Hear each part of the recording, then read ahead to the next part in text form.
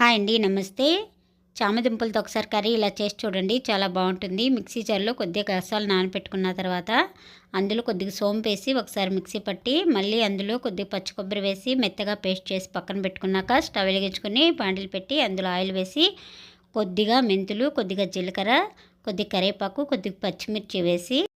సన్నగా కట్ చేసుకున్న ఉల్లిపాయలు కూడా వేసి ఉల్లిపాయలు కొద్దిగా ఫ్రై అయిన తర్వాత అందులో అల్లం వెల్లుల్లి పేస్ట్ వేసి బాగా కలిపి పచ్చివాసన పోయిన తర్వాత కొద్దిగా పసుపు, కొద్దిగా కారం